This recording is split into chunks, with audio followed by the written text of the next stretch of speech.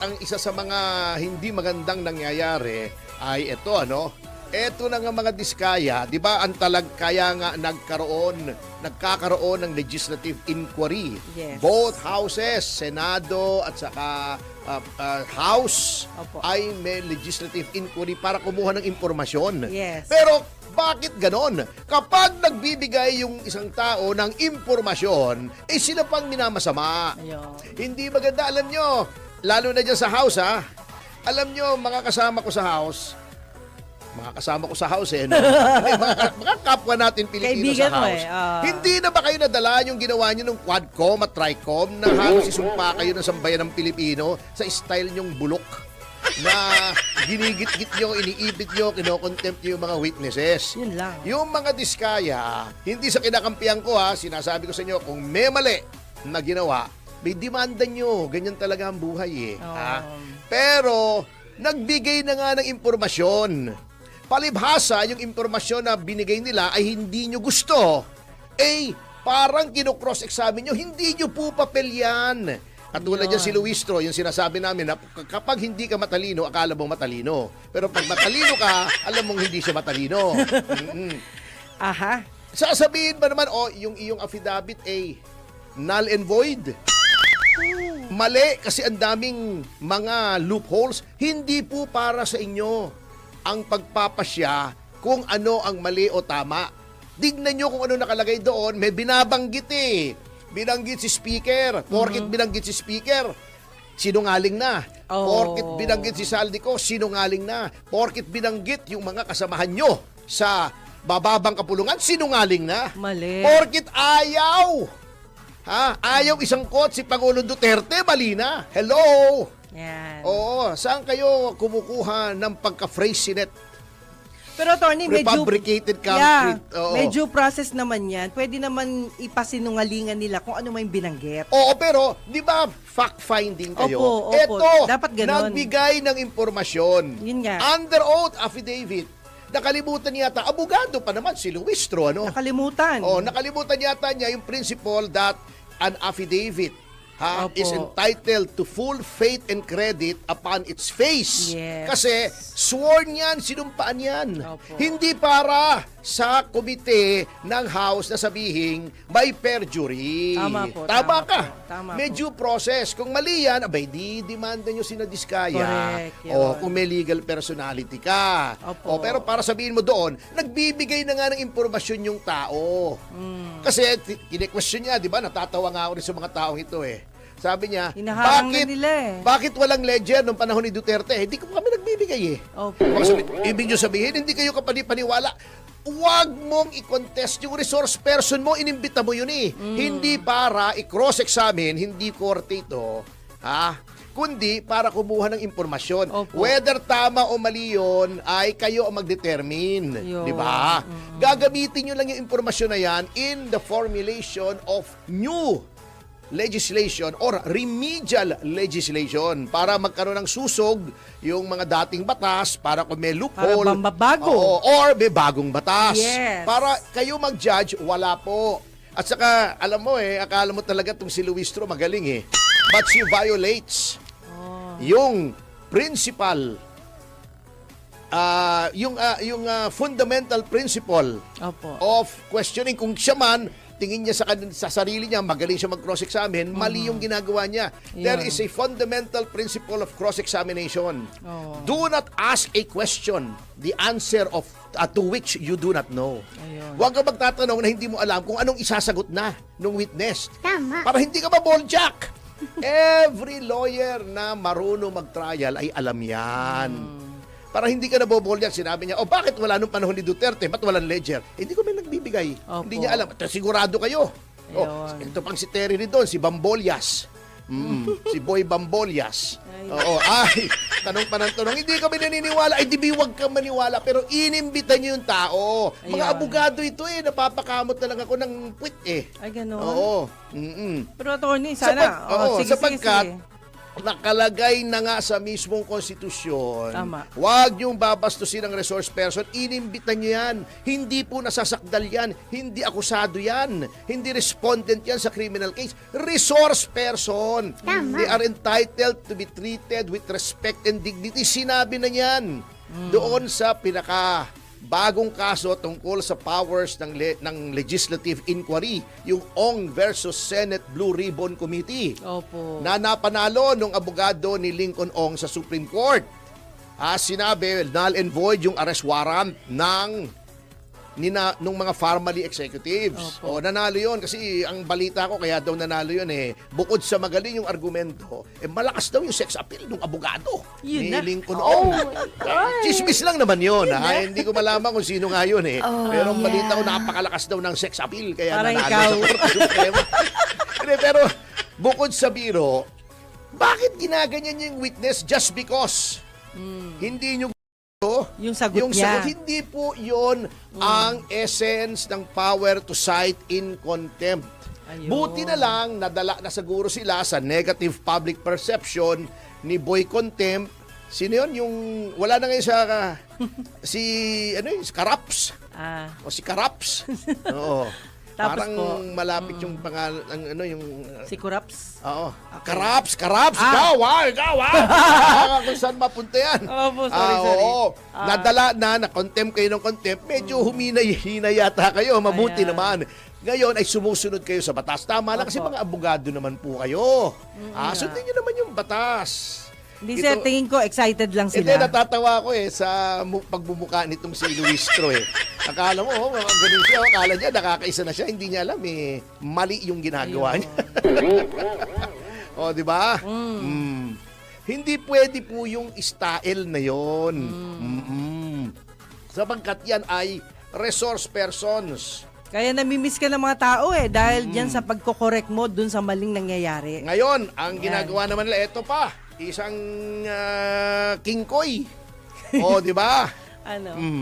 Ano po yun? Bakit, ito, natatawa ako bakit ayaw nilang ipursu yung lead ng sinasabi ni Diskaya, ni Curly at ni Sara Diskaya? Bakit nga ba? Yung sinasabing napipilitan lang sila, biktima sila. Yung mga binabigit ng mga congressmen, bakit ayaw nyong pagpaliwanagin? Correct. Mga miyembro nyo yan O sinasabi nila, dinideny nga, syempre, di-deny. Pambihira naman kayo, para naman tayong pinanganak kahapon Ala ka naman aminin. Okay, Mhm. tama. Kayo talaga, oo. Hindi pwede yan. Ipurso nyo. Binibigyan na kayo ng impormasyon ang pinipitpit nyo yung nagbibigay ng impormasyon. Inimbitan nyo yun. Opo. Imbitasyon yun, resource person. Binigyan kayo ng impormasyon. Sasabihin nyo, ay, mali yung impormasyon mo. Ba't inimbita mo? Kayo naman, ayan na naman kayo. Kaya sira talaga ang image ng mababang kapulungan, lalo na pag yung mga usual suspects. Oo nga. O, Ba't nawala sila na na. naman sir? Wala na ba iba? Nawala na si Karaps, may pumalit naman. Si Terry Ridon. Yun. Si Bambolias, di ba? Hindi, pareho kami niyan Parang may Bambolias sa muka. Uy, grabe naman. Wala naman. Bilog na bilog. Pareho kami niyan. Kaibigan ko yan Okay. Oo. Oo. Kayo naman, napilit at dinidikit sa mga Duterte yung kabuktutan ng kasalukuyang administrasyon. Pero Terry, I know where you're coming from kasi tinanggal yan nung panahon ni Duterte. Official yan nung panahon ni Duterte. Pero kung may galit ka, huwag mo namang gamitin Yes. yung platform mo as Committee on Accounts Chair. Pambihira naman huwag naman ganon. Tama. Let us not do that to the House. Yung i-preserve natin yung natitirang kredibilidad Opo. ng House of Representatives. Nakakatakot na ngayon, attorney. Pati mga bata ngayon nagre-react na dun sa nangyayaring hearing. Paano naman talaga? Ang ganda-ganda na ng takbo sa Senado. Halatang halata naman nung binanggit na si Speaker, nung binanggit na si Saldico, ayun, pinutol na, nag-reorganization. Oh, yes. Tinanggal yung Senate President, tinanggal yung sa Blue Ribbon. Ngayon, ang dinidikdik na naman, mga kontratista, di ba sinasabi ko, August 18 pa po namin sinabi yan. Noong nag-press con po kami, Opo. na may kasabihang it takes two to tango. In this case, it takes more than two to tango. Bukod sa kontraktor, andyan yung congressman, Yeah. andyan yung DPWH. At pinaliwanag naman ni Diskaya yan. Yes po. Oh, bakit noon ay wala kayong ledger? Noon po, walang congressman na nakikialam, DPWH lang. At pag pinadyaryo namin, natatakot kay Digong. Ngayon, wala nang natatakot. Wala na. Grabe na ngayon. Wala nang natatakot, di ba? Yung sinabi natin noong isang araw, yung NEP, hindi si Willie NEP, ha? O, patay na yun eh. Opo. O, yung National Expenditure Program, dapat yan purely executive because there is separation of powers. Ayun. Pag yan ay tinransmit ng DBM, na Department of Budget and Management, sa House, doon lang magkakaroon dapat ng input ang mga members ng House of Representatives Opo. in the discharge of their functions as the guardians of public funds. In Yun lang. fact, minsan nga yung NEP, ito yung gusto. Halimbawa, 100% ang gusto nung Pangulo, ginagawa, 70% na lang yan, magtipid tayo. Ayun. Eto hindi eh.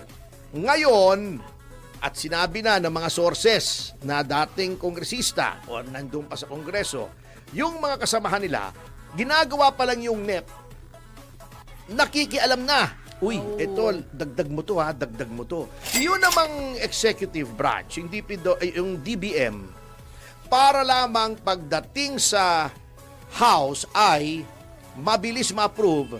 Kasi pag hindi mo pinagbigyan yung mga kongresista, pahihirapan ka niyan. Sige, lagay na natin. Basta pagdating sa committee mo, approved yung budget na yan, napipilitan din. Puro blackmail eh. Di ba? Grabe pala. Ngayong may mga nasasangkot na mga members ng legislature, both sa Senado at sa House, Opo. bakit parang ginugulo na? Bumabalik na naman sa contractors. Ayun na. Pati yung mga DPWH, ayun, yung mga district engineer lang. Opo, kawawa naman. Lahat, di ba sinabi na nga, from district engineer, pataas, pababa, di ba? Lahat may cut. Ngayon, ito, nakakatawa ha. Ito na naman, nag-invento na naman ng batas. Itong si Primo Boying Remulla. Sabi niya, pwede daw maging state witness ang mga Diskaya kung ibabalik nila yung ninakaw daw nila. Bakit may presumption na ninakaw? Grabe. Alam nyo, Judgmental na. hindi, ganito, hindi lang sa judgmental. Opo. Wala po sa batas eh. Unang-una, yun pong presumption na kapag ang iyong sweldo, ay ang iyong yaman ay sobra sa iyong sweldo and therefore ill-gotten, that only pertains to public officials. Hindi po kasama dyan ang private. Ngayon, eto po yan, Mr. Justice Secretary. Ang hirap kasi talaga na ang Justice Secretary mo hindi nakakita ng loob ng courtroom. Mr. Justice Secretary, wala pong batas na nagsasabing bago ka mag-state witness, ay kailangan magbalik ka muna ng pera, i-audit muna yung yaman mo. Wala po. Eto po Primo Boying, nasa Rules of Court po, nasa Rule 119, ito lamang po ang requirements para maging state witness. Number 1, absolute necessity. Ibig sabihin, hindi mo mako-convict yung isang akusado kung wala yung testimonya ng taong gagawing state witness. Ayun. In this case, nag-a-apply. Opo. Kasi kung hindi magsasalita sina Diskaya, hindi mo mako-convict yung mga sa DPWH at saka mga congressmen na nanghihingi. Di ba? Number 2, not the most guilty. Ito nga, pinalitan na to eh. Dati, ang provision ay least guilty. Pinaka hindi guilty. Opo. Kasi guilty rin eh. Opo. Ngayon, ginawa ng not the most guilty, hindi sila ang pinaka-guilty. Pinaka-guilty. Pasok din dahil ang pinaka-guilty dyan, yung mga congressmen at saka yung mga public officials na nanghihingi. Kung binigyan man sila, di ba, in-explain na nila, napilitan po kami, otherwise, walang projects. No project. Okay. Substantial corroboration, may iba pang ebidensya Opo. na nagpapatunay doon sa kanilang sinasabi. di ba may sinasabi na nga mga insertion. Meron po tayong pwedeng i-produce Opo. na mga ebidensya, naghihintay na lang, mga testigo na nagsasabing talagang binibigyan ang mga kongresista. Opo. At number 4, wala nang ibang testigo kundi sila na ganon ang nature ng testimonya. Ayun. Mr. Justice Secretary, wala po. Sa Sinuyod batas. ko na, baka nga kako tama kayo eh. Baka nakachamba kayo. Hindi pala. Wala sa baka, batas. baka tama kayo. Sinuyod ko yung Rule 119. Opo. Wala pong nakalagay. At Mr. Justice Secretary, baka hindi nyo po alam ha. Baka lang naman hindi nyo alam. Baka naman alam nyo. Ayaw nyo lang i-discuss. Meron po tayong isa pang batas. Yung Presidential Decree 749. Ito ay iginawad noong panahon ni Pangulong Marcos under the rule-making powers of the President.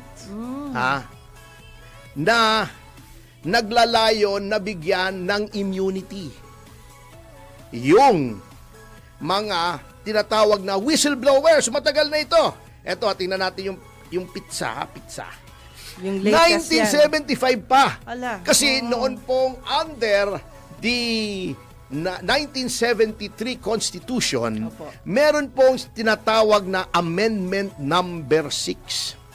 Number 6. Ano po yung Amendment Number 6? Yan po kasi noon, ang form of government natin ay modified parliamentary system.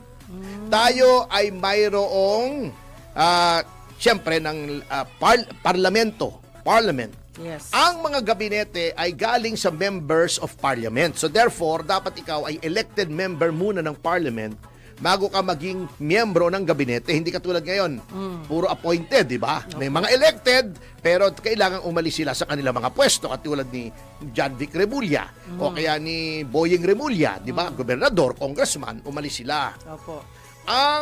May presidente rin. Ngunit ang head of government, ang may kapangyarihan na mag-appoint ay ang prime minister. Oo, so may president and prime minister. Baliktad pala. May prime minister at may president. Ang head of government ay ang presidente. Ang tunay na may power ay ang presidente under the 73 Constitution. May prime minister. There was a time that Marcos Sr. was both the president and the prime minister. Noong 80s na, mga 80s na, ginawang prime minister si Cesar Virata. Pero ang prime minister noon ay figurehead lamang. Ang kapangyarihan ay sa presidente.